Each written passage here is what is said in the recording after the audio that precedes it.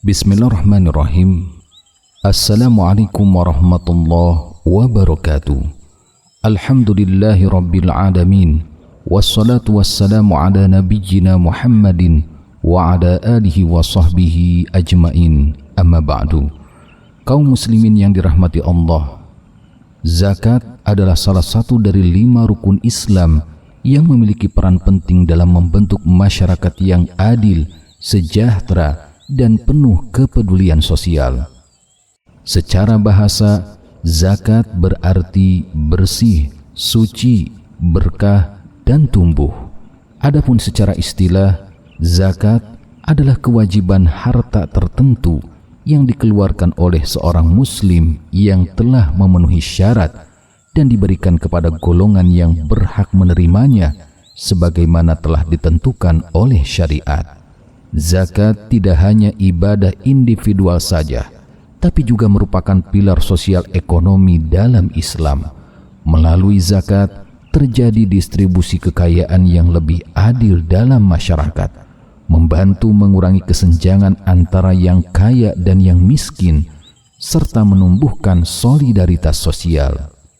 Dalil utama yang menunjukkan kewajiban zakat adalah di surat At-Taubah ayat 103. Allah Subhanahu wa Ta'ala berfirman yang artinya, ambillah zakat dari sebagian harta mereka, dengan zakat itu kamu membersihkan dan menyucikan mereka. Ayat ini menjelaskan bahwa zakat memiliki fungsi penting dalam menyucikan jiwa dan harta. Zakat menyucikan jiwa dari sifat kikir dan cinta berlebihan terhadap dunia, serta membersihkan harta dari hak-hak orang lain yang melekat di dalamnya.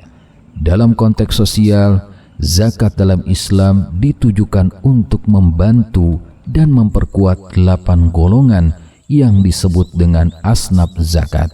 Mereka adalah: pertama, fakir, yaitu yang tidak punya harta dan penghasilan sama sekali.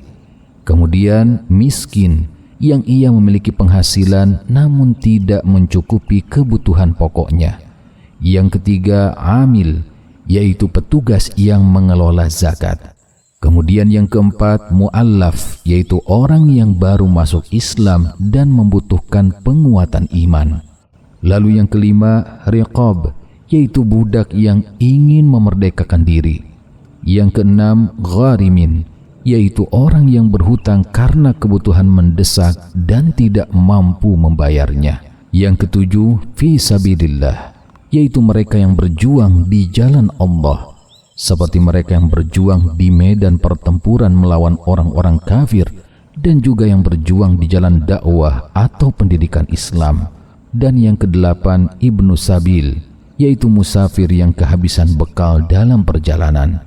8 golongan inilah yang ditetapkan Allah sebagai penerima zakat sebagaimana tertuang dalam Al-Quran surat At-Taubah ayat ke-60.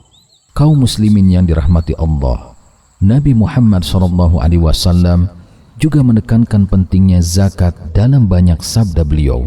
Salah satunya, sebagaimana yang diriwayatkan oleh Imam Bukhari dan Imam Muslim, Nabi SAW bersabda, Islam dibangun di atas 5 perkara, yaitu bersaksi bahwa tidak ada ilah yang berhak disembah selain Allah dan Muhammad adalah utusan Allah, mendirikan sholat, menunaikan zakat, berpuasa di bulan Ramadan, dan berhaji ke Baitullah bagi yang mampu.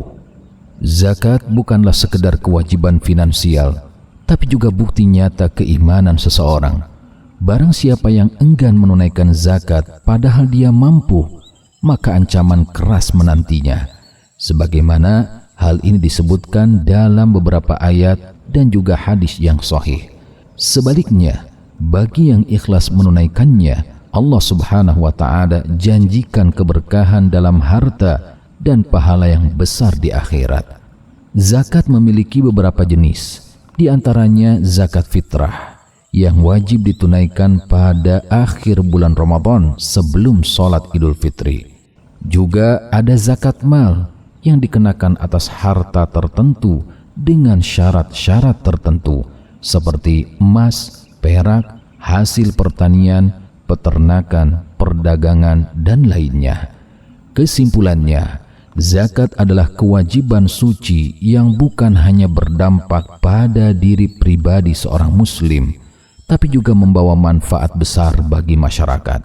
Salah satunya, zakat mendidik manusia untuk senantiasa bersyukur, peduli, dan tidak larut dalam kecintaan terhadap dunia.